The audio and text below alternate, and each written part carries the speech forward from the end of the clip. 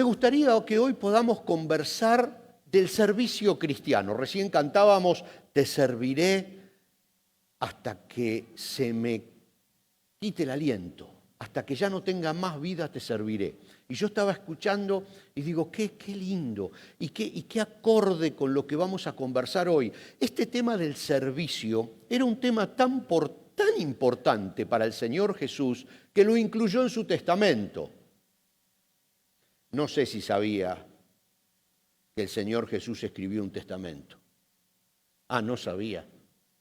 Bueno, le voy a contar. Bueno, no lo escribió literalmente, pero porque él no escribía. Usted sabe que él tenía un equipo de discípulos que caminaban con él, como Marcos, como Mateo, que era un escribiente, como el doctor Lucas, como Juan, que escribían los hechos que vivían junto con Jesús. Y Jesús simplemente enseñaba y relataba. Pero este tema era tan importante del servicio cristiano que él, claro, cuando terminó su ministerio, esa última noche, en ese aposento alto, en esa habitación, en ese salón que había en la parte de arriba de una casa, donde él tuvo esa cena última y tan importante con sus íntimos, con sus discípulos, con el equipo evangelístico, con el equipo de Jesús. Él tuvo ahí su cena íntima. Él ya había terminado sus 3 años de ministerio en la tierra. Él ya había puesto todos sus papeles en orden, había cumplido el plan a rajatablas, todo lo que había que hacer, y entonces se reúne con sus herederos. Y a veces cuando me imagino esto, ¿vieron esas películas cuando se lee un testamento? Que está a la mesa y están todos los primos, los tíos, los sobrinos, que se entran a mirar con odio porque dice, ¿a quién le habrá dejado la casa? ¿A quién? ¿Vieron esas películas donde es algo típico, ¿no? Cuando se para el escribano, el abogado y lee el testamento, los últimos deseos del difunto. Bueno, imagínense algo así. Estaban en la última reunión, en el último encuentro, porque luego de allí ya Jesús iba a ser capturado, iba a ser martirizado, iba a subir a la cruz, iba a morir por nosotros. Y entonces en esa reunión íntima, hagamos de cuentas, acá estamos nosotros, mire, somos nosotros. Estamos juntos en ese aposento alto, que esto no sería muy alto, estamos al ras del piso, pero como esto sería. Imagínese que usted está allí. Y entonces Jesús dice, bueno, muchachos, a ver, ya está todo. Tengo 2 cosas nada más, que son mis 2 últimos deseos, mi testamento. Alguien que escriba, por favor, porque el Señor no escribía. Él relataba cosas y muchas veces contaba parábolas para que luego esas explicaciones se transformaran en lo que él quería, que era un profundo concepto bíblico explicado y entendido. Entonces dice, a ver, este testamento va a contar de 2 partes, 2, llamémoslo, disposiciones testamentarias, 2 últimos deseos. Y le dice, presten atención, muchachos, porque esta es la última vez que vamos a estar juntos. Ya este es el último día que vamos a estar juntos. Así que presten atención. Le dice, 2 cosas quiero hablar con ustedes. Pero vamos a ver, la segunda, llamémosla disposición testamentaria, le dijo, nunca se olviden para qué vine. ¿Se acuerdan? Le dijo, miren, muchachos, ustedes después de hoy van a salir y van a empezar a desparramar el evangelio por el mundo y va a haber mucha confusión porque ustedes van a hacer milagros en mi nombre. Va a haber tanta revolución en el mundo con solo mencionar mi nombre que puede ser que se confundan. Entonces, mi último deseo es que nunca se olviden que yo vine a morir para pagar sus pecados y a subirme a la cruz para morir por ustedes, para que de esa manera otra vez estén conectados con Dios Padre. Entonces, ¿se acuerdan que toma el pan? Dice, este es mi cuerpo que es partido por ustedes. Toma la copa y dice, esta es mi sangre que es derramada por ustedes. Hagan esto en memoria de mí. Está diciendo, nunca se olviden del verdadero objetivo de por qué yo vine. Nunca se olviden, porque ahora va a haber muchas voces. Nunca se olviden, ese fue el segundo deseo. Y el primer deseo, que es donde hoy quiero que nos enfoquemos, es el tema del servicio, precisamente. Dice, ahora ustedes van a salir y tienen que demostrar el amor a través del servicio. Entonces dice, yo les quiero hablar hoy, les quiero presentar mi deseo, mi primer punto del testamento vamos a hablar, a ver, escriban. Le dice por ahí a, no sé, a Mateo, que le gustaba escribir mucho. Le dice, el servicio como actitud, no como actividad. El problema de la actividad desmedida o el activismo es que confunde las prioridades. Porque todo tiene un momento, pero cuando uno se enrosca con la actividad por sí misma, la actividad en sí misma por la actividad en sí misma, pierde las prioridades, el nivel de prioridades que hay que tener. Y lo peor del caso, que un activista es contagioso. Porque ahí está Marta, que era la que se movía, va y le dice a Jesús, quiero que María también se mueva, porque lo que yo estoy haciendo está bien. Entonces, cuando aparece un activista, quiere que todos sean activistas. Cuando aparece alguien que hace actividades, quiere que todos hagan actividades. Y cuando aparece uno que dice, yo estoy sirviendo, ¿por qué no sirven ustedes? ¿Por qué no sirven ustedes? Hay que orarles al Señor para que ustedes sirvan.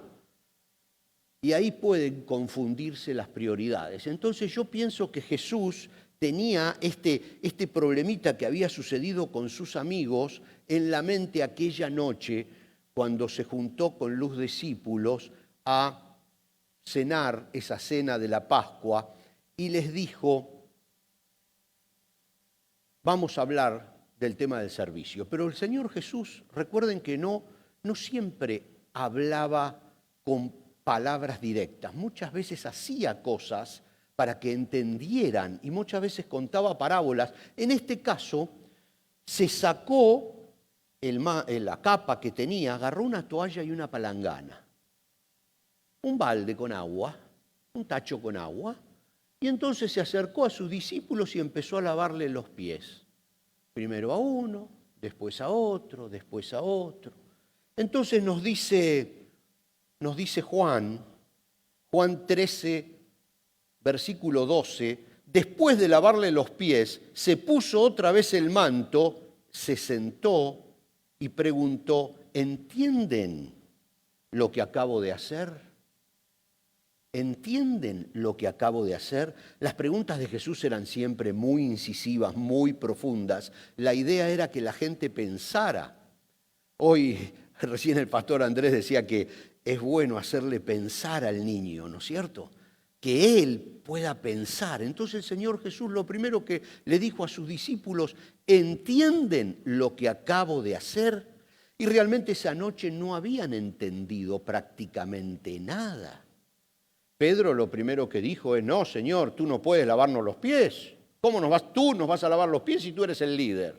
Y me imagino que algún otro dijo, no, ¿cómo? No, yo no me corté las uñas, tengo los dedos así, me da vergüenza. Y otro debe haber dicho, no, a mí me da cosquillas. ¿O no?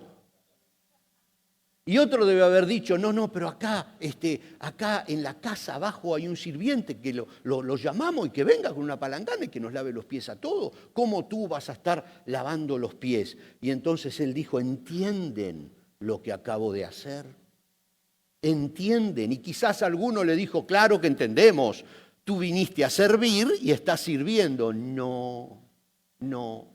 Sí vine a servir, pero no. Este es un ejemplo. ¿Entienden lo que acabo de hacer? Quiero que entiendan la parte que no se ve. Y entonces Jesús comienza a explicar y aquí viene la parte interesante. Dice Mateo 13:13 y vamos a leer versículo por versículo. Dice, ustedes me llaman maestro. Empieza a explicar, porque claro, como nadie había entendido nada, empieza a explicar. Ustedes me llaman maestro y señor y tienen razón, porque lo soy. Cada cosa en su lugar. Tienen razón. Yo soy el maestro.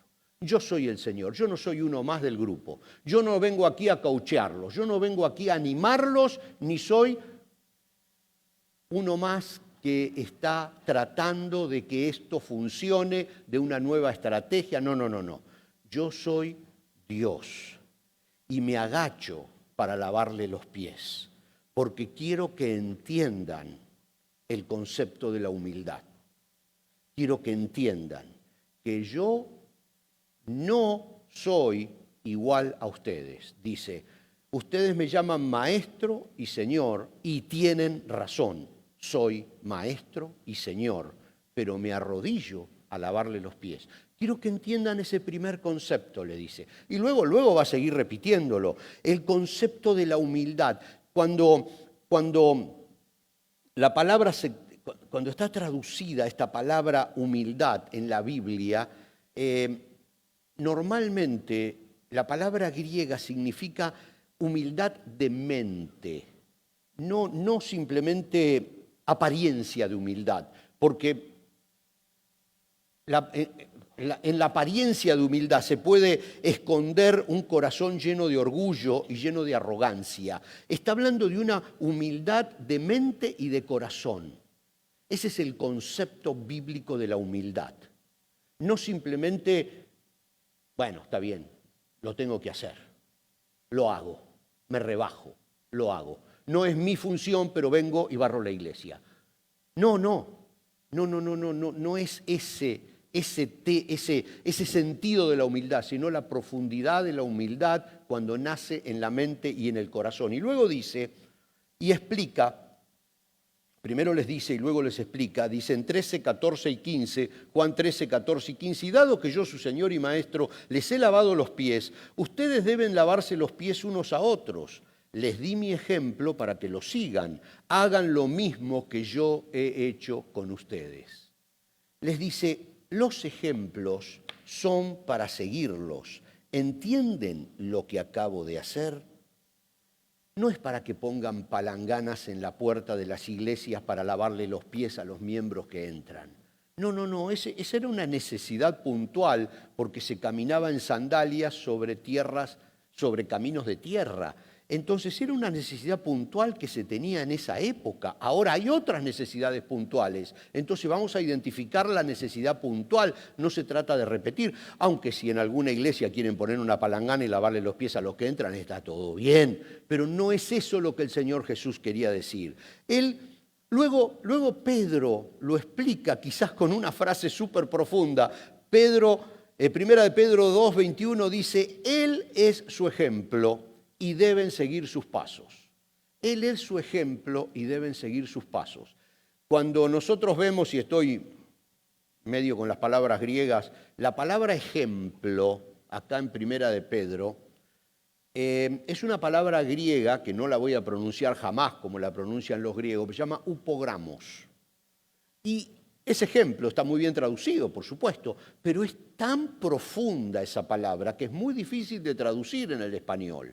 Miren, más o menos les explico lo que significa seguir el ejemplo bíblicamente hablando. Esa palabra que está en el griego. Resulta que cuando usted y yo aprendimos a escribir, bueno, no sé, acá hay algunos que son más jóvenes y quizás cambió el sistema, pero cuando yo empecé a escribir, a mí me escribían la letra A y me decían, hay que copiarla. Entonces yo miraba la letra A y la copiaba. Por copiar, la B, la C, miraba en el pizarrón o en una hoja que me daban donde estaba la A perfectamente escrita y yo abajo la copiaba. Y así Bueno, en la antigüedad no era así. Los maestros tenían tablillas de cera muy finitas y punzones. Entonces el maestro escribía una frase en la cera con el punzón, la grababa, hacía surcos en la cera, que era finita, una tablilla de cera, grababa la frase. Y luego el alumno tenía que agarrar ese punzón y pasar suavemente por los mismos surcos por donde había pasado el maestro, muchas veces, hasta que acostumbraba la mano al movimiento. Hasta que acostumbraba la mano por los mismos surcos, hasta que acostumbraba la mano al movimiento. Luego, el maestro tomaba la mano del alumno y lo guiaba para copiar la frase modelo abajo. Lo guiaba, ponía su mano sobre la mano del alumno que tenía el punzón y le hacía copiar la frase. Y luego el alumno seguía solo. Fíjense la profundidad que tiene seguir su ejemplo.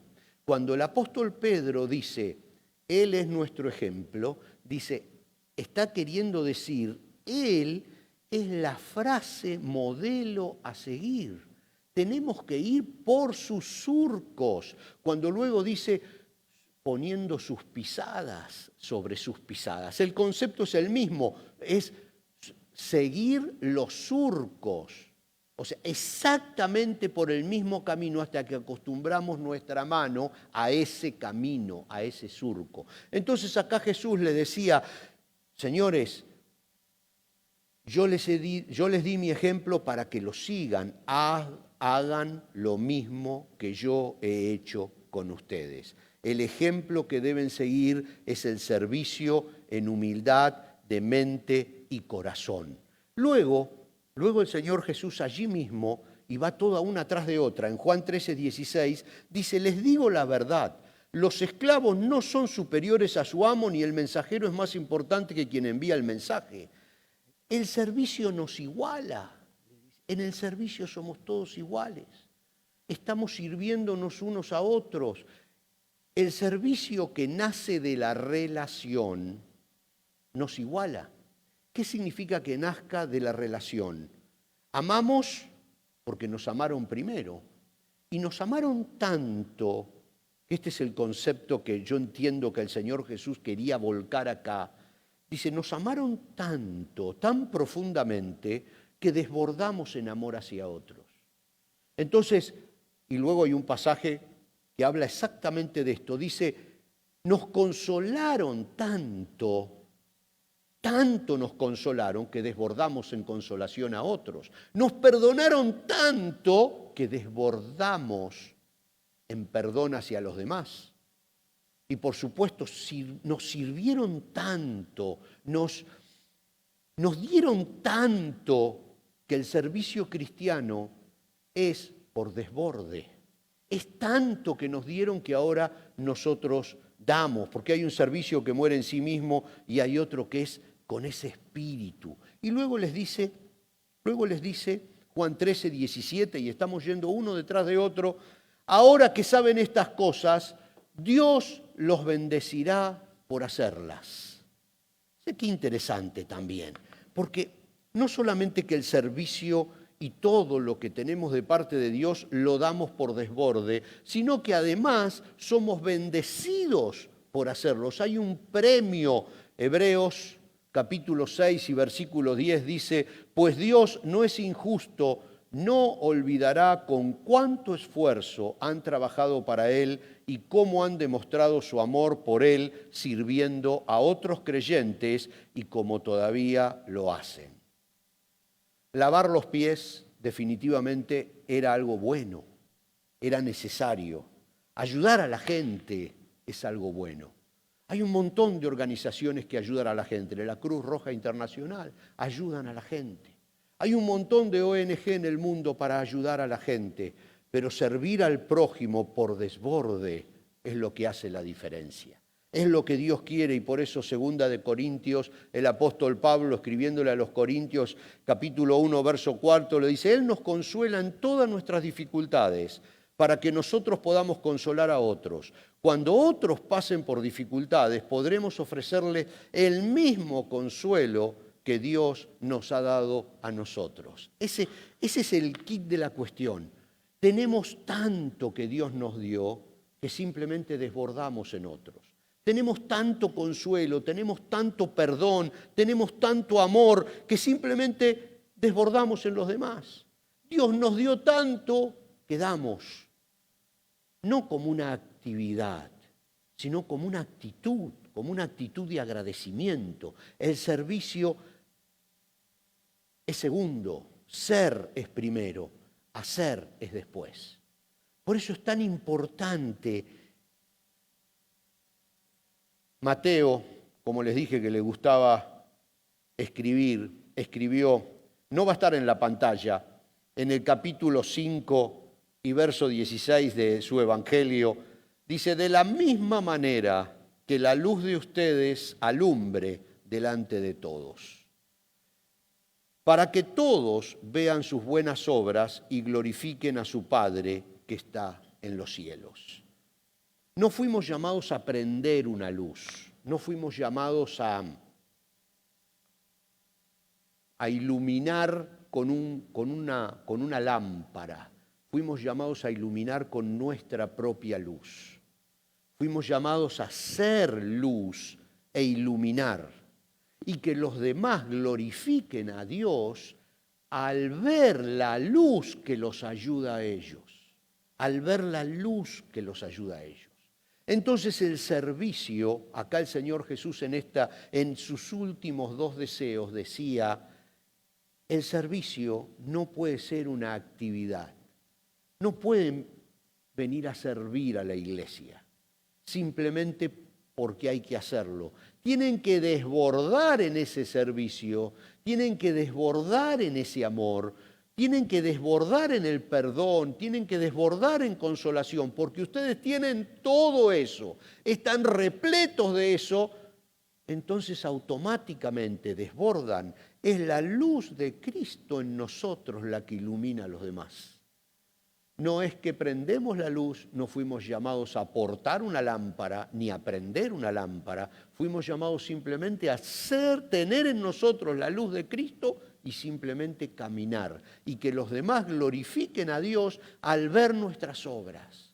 Y esta yo creo que fue la gran diferencia que Jesús quería explicar en esa última cena. ¿No les parece extraño que haya tocado esos 2 temas nada más?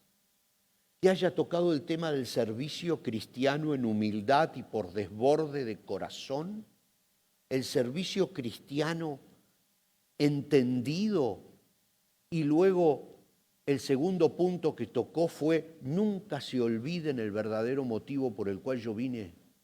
Recuérdenlo cada vez que se juntan y compartan el pan, recuerden que yo vine para unirnos nuevamente con Dios. Y en la vida de todos los días sepan que no están llamados a activar, a ser activistas. Están llamados a desbordar en todo lo que yo les di. Fíjense, yo me imagino que ahí los discípulos hicieron ¡pam! Y se quedaron. ¡Wow! Era el último día que iban a estar con Él y se les venía el mundo encima a esos discípulos. Ellos tenían que salir preparados. ¿Preparados a qué? No a activar, a servir por desborde. Entonces, la pregunta hoy es si nosotros vamos a aceptar estos 2 últimos deseos de Jesús, su último testamento, sus últimos 2 deseos, y a llevarlos con nosotros de ahora en más. Servirle hasta que nos quedemos sin aliento, como cantábamos recién. Servirle hasta que nos quedemos sin aliento significa desbordar en servicio. Realmente no es necesario en ninguna iglesia que los cristianos vengan a servir porque se los presiona o porque están en un horario: hoy me toca a mí, mañana te toca a vos. No sirve de nada. No nos sirve al cuerpo y no le sirve a la persona. El verdadero servicio cristiano es un desborde de todo lo que Dios te dio en agradecimiento a Él. Ese es el verdadero servicio cristiano, y Jesús quería que esas 2 cosas quedaran claras. Así que como iglesia que queremos seguir creciendo mucho, nosotros tenemos que tener eso bien claro. Esas 2 cosas bien claras. ¿Para qué Jesús vino? ¿Y qué fue lo que dijo del servicio cristiano? Los animo a ponerse de pie. Les pido que se pongan de pie. Y vamos a orar, porque no es sencillo desbordar. No es sencillo. Hay algunas personas en nuestra congregación que están que están mal, están en el hospital, y hemos ido a visitarlos y es difícil desbordar en consolación. Es difícil. Uno dice, ok, yo quiero consolarte porque Dios me consoló a mí, pero no es algo sencillo. Tampoco es sencillo amar por desborde, porque no fuimos llamados a amar como Dios nos ama a nosotros. Es muy difícil. Dios nos ama sin ponernos límites y sin requerir que nosotros lo amemos a Él. Amar de esa manera no es natural. Servir de esa manera no es natural. Lo podemos hacer porque Cristo está en nosotros y nos ayuda con la parte que nosotros no podemos. Pero si queremos convertirnos en una gran iglesia que sea de bendición a mucha gente, tenemos que entender que la vida cristiana en general se expresa en desbordar lo que Dios nos dio. Mi vaso está repleto y se sigue llenando. Entonces empiezo a darle a los demás. Entonces empiezo a desbordar de lo que Dios me dio primero. No es estrategia, no es plan, es simplemente dar lo que Dios me dio primero. Esas dos cosas eran tan importantes para Jesús que la puso en sus últimas palabras. Así que llevémoslas nosotros en la mente y en el corazón. Y vamos a seguir adorando al Señor en este tiempo. Dios les bendiga.